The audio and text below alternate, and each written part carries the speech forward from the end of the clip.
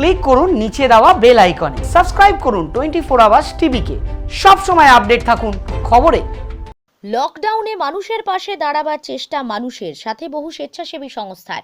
দুস্থ মানুষদের দিকে এবার সাহায্যের হাত বাড়িয়ে দিল বিং এডুকেটেড। লকডাউনের শুরু থেকে আজ পর্যন্ত পশ্চিমবঙ্গের বিভিন্ন জায়গায় কলকাতা সহ পার্শ্ববর্তী জেলাতে পৌঁছে গেছেন তারা। এদিন 29 নম্বর ওয়ার্ডে 2000 জন গরিব মানুষের হাতে নিত্য প্রয়োজনীয় জিনিস তুলে দিলেন। পাশাপাশি সতর্কতার জন্য দেওয়া হলো স্যানিটাইজার এবং মাস্ক। এই বিং এডুকেটেডের president ex IAS officer government of ইন্ডিয়ার জাহিদ মাহমুদ তিনি জানান, সমস্ত মানুষের পাশেই থাকাটা দরকার, সেই জন্য দুস্থ মানুষের পাশে থাকার চেষ্টা করছেন। বিভিন্ন সমাজ সেবামূলক কাজকর্ম করতে তিনি ভালোবাসেন। তিনি আরও বলেন, এই খারাপ সময় মানুষের পাশে দাঁড়ানো উচিত। তাই শুধু গরিবদের পাশে দাঁড়ানো বা খাদ্য সামগ্রী দেওয়াই নয়, গরিব ছেলেমেয়েরা যাতে সঠিকভাবে পড়াশোনা করতে পারে সেই জন্য সেই সমস্ত মানুষদের পাশেও তিনি আছেন, আগামীতেও থাকবেন, এমনটাই আশ্বাস দিয়েছে বিং এডুকেটেড। जो being educated and protection for democratic human rights, ये सारे लोग जब हम लोगों ने देखा कि यहाँ पे इन लोगों के पास खाने को पैसा नहीं है और बड़ी तकलीफ़ है, और ये नारकंडलैंगा पूरे का पूरा गरीब ये है, वहाँ बहुत ज़्यादा इलिटरेसी है, जहालत बहुत ज़्यादा है। सक्सेसिव गवर्नमेंट्स ने वहाँ एजुकेशन के लिए कुछ भी नहीं किया। पॉपुलेशन ज़्यादा बढ़ गई है क्योंकि राइट्स आफ्टर राइट्स वो लोग यहाँ आ गए, बाहर से भी लोग आ गए रोज़ी रोटी के लिए, और यहाँ पे फिर पॉपुलेशन भी बढ़ गई। अब वहाँ रहने का जगह नहीं है, और जब पॉपुलेशन बहुत बढ़ गई तो आइडिया भी नहीं है कि कैसे कमाया जाए, सिवाय इसके कि दिहाड़ी करते हैं, रोज़ का मज़दूर है, डेली वेजर्स हैं। तो जैसे ही बंद हो गया तो अब इनके खाने के लाले पड़ गए। तो हमें यह एहसास हुआ, तो हम लोगों ने फंडिंग को इकट्ठा किया, कुछ अपने पास से लगाए, और लगा करके हम लोगों ने फिर फूड पैकेट्स बनाया 14-14 kg का, ताकि आराम से किसी भी फैमिली को 14-15 दिन चल जाए। और ये घर घर में हमने सर्वे किया कि कौन नीडी है। बहुत सारे ऐसे हैं कि जो मिडिल क्लास के हैं और उनके पास अब वो किसी से कह भी नहीं सकते और उनकी जॉब भी ख़त्म हो गई है, तो हमने सर्वे करके उनके घरों में जा कर के भी पहुंचाया है। तो हम ये चाहते हैं कि कोई भी भूखा नहीं सोए। हमारे हुजूर सल्लल्लाहु अलैहि वसल्लम, हमारे प्रॉफिट पैगंबर ने ये हिदायत दी थी कि कोई भी भूखा न सोए। तो हम लोग का यही काम है कि कोई भी भूखा न सोए, इसके लिए हम लोग काम कर रहे हैं। पैकेट आप लोग नारकंडलैंगा छोड़कर कहाँ तक? ये बहुत सारे जगह में दिया गया है, काशीपुर में भी दिया गया है, ठीक है, और तौबसिया में भी दिया गया है। उसके अलावा जहाँ जहाँ हम लोग को ज़रूरत समझ में आती है, कोई भी गरीब आ गया, जैसे यहाँ 36 वार्ड में दिया गया है। जैसे ये वार्ड कितने का है? ये 37 वार्ड्स में भी दे रहे हैं हम लोग, तो दे रहे हैं। हाँ, 29 वार्ड्स में मैं ज़्यादा देता हूँ क्योंकि मैं उसी वार्ड से बिलोंग करता हूँ। बचपन में वहीं पला बड़ा, खेला, पढ़ा लिखा, तो उससे मुझे मोहब्बत है कि मैं इस जगह से बिलोंग करता हूँ, इस जगह से मेरा ताल्लुक़ है। तो वहाँ के लोगों पे मैं समझता हूँ कि उनका मेरे ऊपर हक़ है कि मैं उनका देखभाल करूँ। सर, लॉकडाउन फिर कुछ दिन के लिए बढ़ गया, 21 तारीख तक हो गया, तो इसके लिए इंसान के लिए आप क्या सोच रहे हैं? देखिए, ये तो गवर्नमेंट को पीडीएस सिस्टम, जो पब्लिक डिस्ट्रीब्यूशन सिस्टम, इसको करना चाहिए था। सेंट्रल गवर्नमेंट ने बिना इतनी लापरवाही किया, बिना किसी प्लानिंग के इस तरह से हरकत कर दिया कि इतने सारे लोग बढ़ गए। अगर ज़रा सा ये लोग अकल इस्तेमाल करते, एनालिसिस करते, तो शुरू में ही इनको बॉर्डर बंद कर देना चाहिए था। कोई चाइना से और किसी भी ईरान से, अमेरिका से सारे फ़्लाइट्स को बंद कर देते तो यहाँ पेंडेमिक होती ही नहीं। ये सेंट्रल गवर्नमेंट की बहुत बड़ी भूल है और यह मक्कारी है कि इतने सारे लोग परेशान हो गए। हमारी इकोनॉमी ज़ीरो पे चली गई, लोग खाए बिना मर रहे हैं, लेकिन ये लोग आराम से कर रहे हैं और हिंदू मुस्लिम का फसाद फैला दिए हैं। कैसे हो सकता है कि कोई कोरोना वायरस को अपने उम्र ले करके और लोगों को थूकता फिरेगा कि कोरोना वायरस फैले? सबको मालूम है कि जान बहुत कीमती है, और वो लोग जो अल्लाह से डरते हैं, जो लोग दुनिया को छोड़ना चाहते हैं, वो लोग इस तरह की हरकत क्यों करेंगे? और उनके ऊपर इल्ज़ाम लगाना तबलीगी जमात वालों पे, हालांकि मैं तबलीगी जमात से कोई भी ताल्लुक़ नहीं है, लेकिन ये इस तरह से उनको बदनाम करके मुसलमानों को न्यू अनटचेबल्स बना दिया गया, नया अछूत।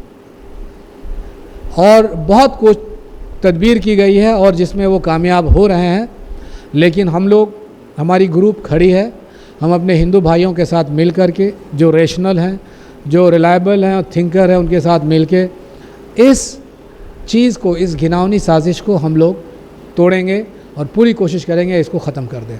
सर लॉकडाउन का मतलब अपने घर में रहे, परिवार का साथ रहे, अच्छा रहे, लेकिन कुछ जगह ऐसा है लॉकडाउन में कोई परवाह नहीं करता, तो उन लोगों को समझाने के लिए आप क्या मैसेज देना चाहते हैं? देखिए, जान सबको प्यारी है। जैसे नारकलडंगा में हम लोग गए थे, इससे पहले मास्क बांटा, और हमने वहाँ पे जो देखा है कि मास्क के लिए भी इतनी गुर्बत है कि लोग 300-300 आदमी चढ़ जा रहे हैं।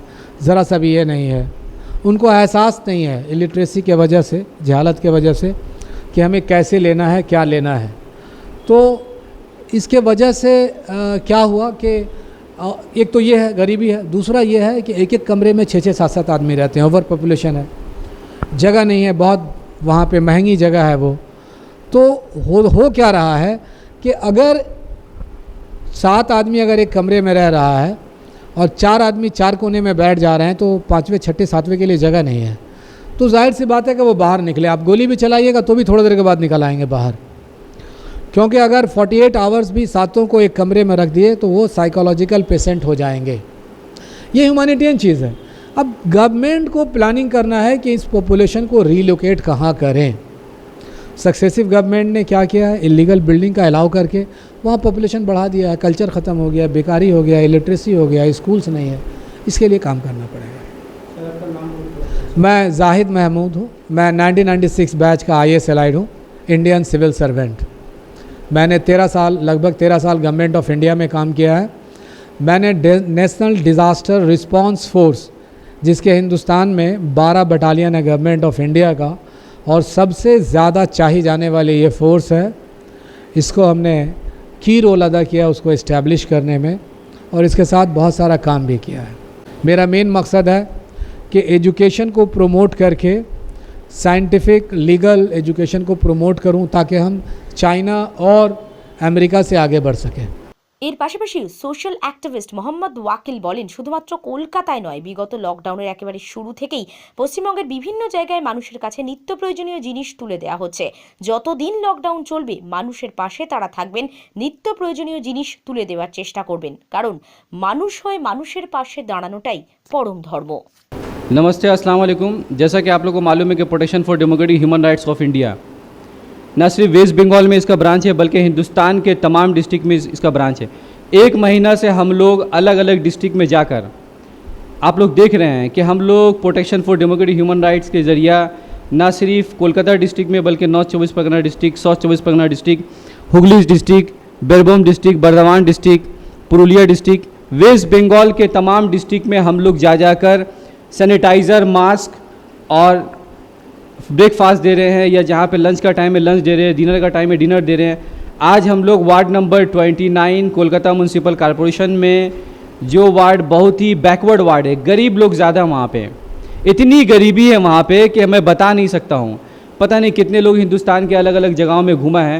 पिछला 1 महीने में पहली बार हम लोग को एहसास हो रहा है कि 1947 में जो हिंदुस्तान आज़ाद हुआ है, जिस मकसद के लिए हिंदुस्तान आज़ाद हुआ, हमारे जितने फ्रीडम फाइटर, जितने एडवोकेट, इंटेलिजेंट लोग, वर्कर लोग, एडवोकेट लोग, जितने भी लोग हिंदुस्तान की जंग आज़ादी में उन्होंने हिस्सा लिया और अपने जान व माल को कुर्बान करके हिंदुस्तान को आज़ाद किया, उस हिंदुस्तान का एक ही मकसद था। क्या मकसद था कि हमारे जो उस ज़माने में जितने भी फ्रीडम फाइटर हैं, उनका एक ही मकसद था कि जो आने वाली नस्ल है, वो नस्ल वो अंग्रेज़ों की ग़ुलामी से आज़ाद हो जाए। अंग्रेज़ों की ग़ुलामी से आज़ादी के लिए उन्होंने रात दिन मेहनत की। हज़ारों लोग मरे, जहाँ मौलाना मरे वहाँ पंडित लोग भी मरे। हिंदू, मुसलमान, सिख, ईसाई का ये हिंदुस्तान जो हमारा मरकज़ है, ये सदियों से रहा है, और ये हमारी ये बहुत बड़ी ये अचीवमेंट है ये।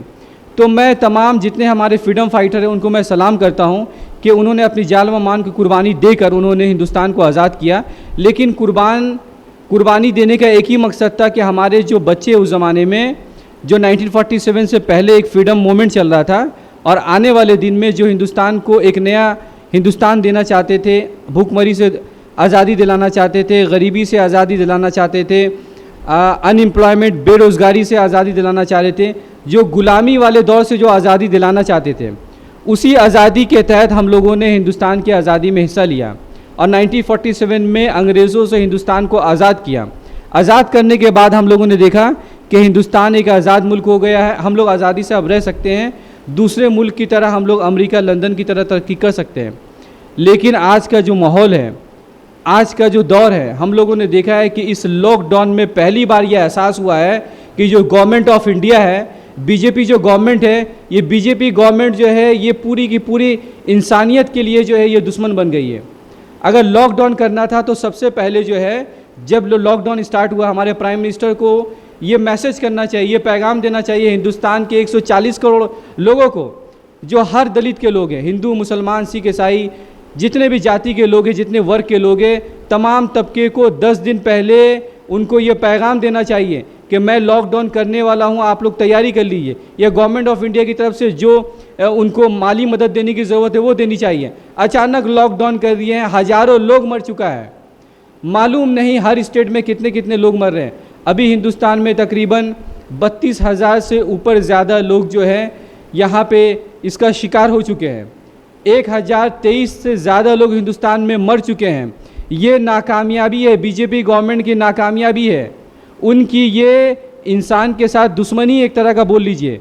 वेलफेयर ऑफ द पीपल के लिए उन्होंने कोई काम नहीं किया। 2014 से जब तक बीजेपी गवर्नमेंट जब हुकूमत में आई है, ये पूरा हुकूमत को चौपट करके रख दी है, लोगों को काम करने नहीं दे रही है। मैं इसके बरक्स वेस्ट बंगाल की चीफ मिनिस्टर ममता बनर्जी को मैं मुबारकबाद देता हूँ कि उन्होंने अलग अलग प्लानिंग करके वेस्ट बंगाल के अमन व अमान को, लॉकडाउन के पालन को, गरीबों को अनाज दिया जा रहा है, और जो लोग ज़रूरतमंद हैं कहीं ना कहीं उनको कुछ ना कुछ डोनेट किया जा रहा है, चाहे राशन की शक्ल में हो या डेली जो है वर्कर और मजदूर को खाना खिलाने की शक्ल में हो। दूसरी सबसे जो अहम बात है वो मैं आपको बताना चाह रहा हूँ कि अभी अभी आपने देखा कि protection for democratic human rights of India ये वाहिद ऑर्गेनाइजेशन है पूरे हिंदुस्तान में जो लॉकडाउन में अपनी जान का फिक्र नहीं कर रही है। इसलिए मैं बार बार कहता हूँ कि हम अपनी जान के दुश्मन को भी जान कहते हैं, हम अपनी जान के दुश्मन को भी जान कहते हैं, और जाहिद महमूद जैसे हिम्मत वाले इंसान को हम हिंदुस्तान कहते हैं। जाहिद महमूद जैसे हिम्मत वाले इंसान को हम हिंदुस्तान कहते हैं। जाहिद महमूद जो XIAS अलाइड ऑफिसर हैं और हमारे protection for democratic human rights of India में डिप्टी चेयरमैन हैं। सबसे पहले जो मैं बीइंग एजुकेट के बारे में थोड़ा सा आपको बताना चाहूँगा कि आप लोग को कुछ ये मैसेज मिले, ये पैगाम जाए। मैं अपील कर रहा हूँ तमाम NGO को, ऑर्गेनाइजेशन को कि हमारे जाहिद महमूद साहब से कुछ सबक सीखें, कुछ लेसन लें, कुछ पैगाम लें कि आप भी ये लॉकडाउन में, जब तक लॉकडाउन चल रहा है 3 मई तक जो है प्राइम मिनिस्टर ने लॉकडाउन के बारे में बोल दिया है, लेकिन मैं आपको अपने जाती तजर्बात से मैं आप लोगों को रोशनास करना चाह रहा हूँ कि अभी तक हमने कई वार्ड में देखा है। वार्ड नंबर 39 में 8 से 10 लोग ज़्यादा हार्ट अटैक से मर गए, वार्ड नंबर 37 में, और अलग अलग वार्ड में लोग परेशान हो रहे हैं। परेशानी से जो है वो उनको अटैक आ जा रहा है या किसी न किसी बीमारी में वो मुब्तला हो जा रहे हैं। लोग सोशल मीडिया में हो सकता है लोगों को मैसेज नहीं हो, लेकिन मैं आपको अपने जाती मुशाहिदात से अभी तक 50 वार्ड में मैं गया हूँ, हमारी पूरी टीम गई है। जाहिद महमूद साहब प्रेसिडेंट है बीइंग एजुकेटेड के, मैं हूँ मोहम्मद वकील, उसके बाद हमारे ये बीइंग एजुकेटेड जो हमारा एजुकेशनल विंग्स हैं, इसमें हमारे सद्दाम हुसैन हैं, माजिद अख्तर जो इंजीनियर साहब हैं, मोहम्मद जकी हुसैन जो वार्ड नंबर 39 के प्रेसिडेंट हैं इन protection for democratic human rights of India. उसके बाद में कलकत्ता हाई कोर्ट के मोहम्मद नौरोज़ रहबर साहब हैं, एक और कलकत्ता हाई कोर्ट के एडवोकेट हैं मोहम्मद अदनान साहब। हमारे वार्ड नंबर 29 में हमेशा कोऑपरेट करते हैं मोहम्मद रेहान एडवोकेट, डॉक्टर या शादान हैं, हेडमास्टर बिलगछिया हाई स्कूल जो बिलगछिया के हेडमास्टर भी हैं मोहम्मद नासिर, एडवोकेट मोहम्मद शमसाद है। ये हमारी एक टीम है। ये हमने कुछ ऐसे लोग इसमें टीम में शामिल किया है कि वो लोग वेलफेयर ऑफ द पीपल के लिए कुछ कर पाए, कुछ बेहतरी कर पाए, इसलिए हम लोग ये टीम बनाए। दूसरी बात शायद आप लोग को नहीं मालूम है कि protection for democratic human rights of India का एजुकेशनल विंग्स भी है। वो विंग्स कैरियर फोरम के नाम से जाना जाता है, जिसके डायरेक्टर हैं माजिद अख्तर साहब, जो ये ऑर्गेनाइजेशन को कई सालों से चला रहे हैं।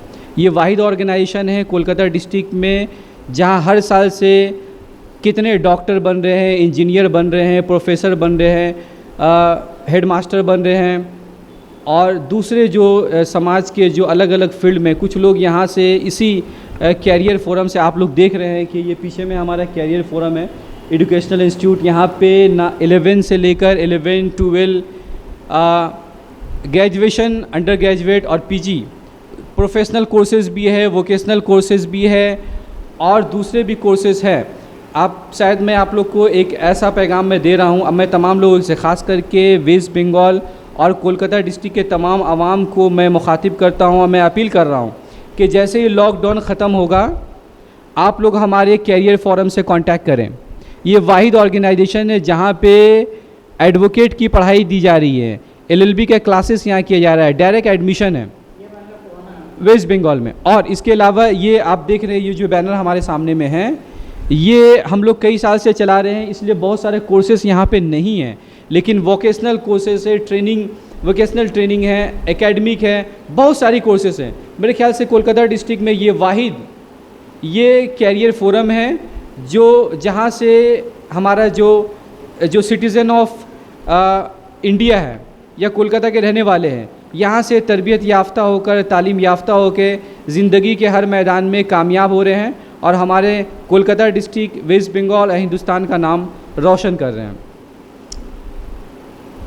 तीसरी बात जो अभी हम लोगों ने, आप लोग भी गए हैं वार्ड नंबर 29 में, आप लोगों ने देखा कि आज हम लोगों ने तकरीबन 2000 लोगों को राशन किट्स दिया है। रमज़ान का महीना भी चल रहा है, बहुत ही पाकीज़ा महीना है। लोग सुबह सेहरी करते हैं, दिन भर जो है अल्लाह की इबादत करते हैं और अफ्तारी करते हैं और दुआ में ये दुआ करते हैं कि जितने भी हिंदुस्तान के मुसलमान हैं वो ये दुआ कर रहे हैं कि रमज़ान में कोरोना वायरस जो ये कातिल कोरोना वायरस को ख़त्म कर देगा। अफ्तारी के वक्त दुआ करते हैं कि हिंदुस्तान के हिंदू, मुसलमान, सिख, ईसाई कोरोना से दूर रहें और जितने भी 140 करोड़ की आबादी है हिंदुस्तान में सब महफूज रहे। लॉकडाउन के बाद फिर हम लोग जो है अपनी जो है वो सेक्रीफाइस और कंट्रीब्यूशन देते रहेंगे। हिंदुस्तान की कामयाबी में हम लोग हाथ बटाते रहेंगे। आखिर में मैं अपना मैसेज ये देना चाहता हूँ कि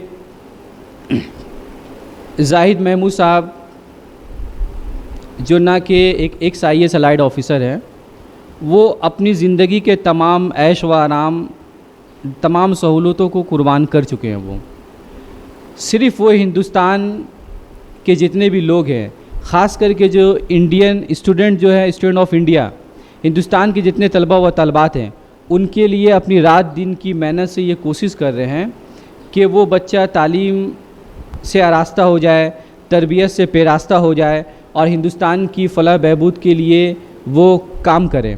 इसलिए मैं मुबारकबाद देता हूँ कि जो एजुकेशनल विंग से बीइंग एजुकेटेड और हमारे कैरियर फोरम में वो सेक्रेटरी है और वो कोशिश कर रहे हैं कि कैरियर फोरम में भी कहीं ना कहीं उनको मौका मिले कि वो लोगों की खिदमत करते रहे, वेलफेयर ऑफ द पीपल करते रहे। उनके लिए मैं किसी शायर ने बिल्कुल सही कहा है,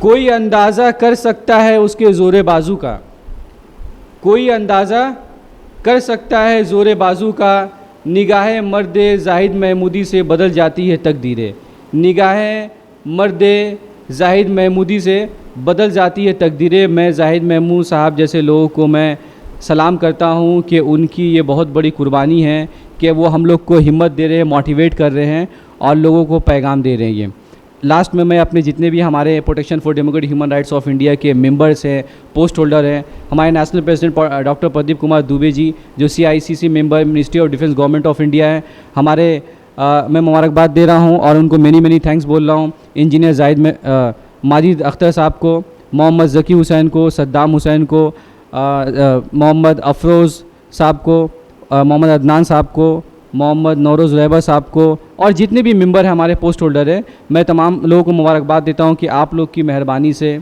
आप लोग की कुर्बानी से हम लोग कुछ लोगों की मदद कर पा रहे हैं और हमसे जो हो पा रहा है हम लोग वो कर पा रहे हैं। आखिर में 24 आवर्स TV का मैं शुक्र अदा करता हूं कि ये वाहिद चैनल है 24 आवर TV बांग्ला चैनल जो वेस्ट बंगाल के लिए प्राइड है, गौरव है, क्योंकि ये भूखों को, लाचार के लिए, जो लॉकडाउन में जिनको खाना नहीं मिल रहा है, अनाज नहीं मिल रहा है, उनके परेशानी को, दुख को ये अपने मीडियम से ये गवर्नमेंट ऑफ इंडिया तक पहुंचा रहे हैं और ऐसे लोगों को मैसेज कर रहे हैं कि जो लोग के पास में पैसा है, दौलत है, अपने घर में बैठे हुए, उनके पास कोई साधन नहीं है, लेकिन ये वही चैनल है जो उनको पैगाम दे रही है, उनको अपील कर रही है कि आप लोग आगे आइए और आगे आके जो है कहीं ना कहीं लोगों की मदद करिए। एक इंसान की अगर हमारी protection for democratic human rights of India का ये विज़न और मिशन ये है कि अगर एक इंसान की भी जान हम लोग अगर बचा पा रहे हैं तो हमारे इस धरती पे जीना जो है ये फ़ख्र का बात होगा। ये सिर्फ हमारे नहीं बल्कि हिंदुस्तान के लिए फ़ख्र का बात होगा। हिंदुस्तान जिंदाबाद, वेस्ट बंगाल जिंदाबाद, हमारे जाहिद महमूद साहब जैसे लोग हैं वो जिंदाबाद। जय हिंद। ক্লিক করুন নিচে দেওয়া বেল আইকনে, সাবস্ক্রাইব করুন 24 আওয়ার্স টিভিকে। সব সময় আপডেট থাকুন খবরে।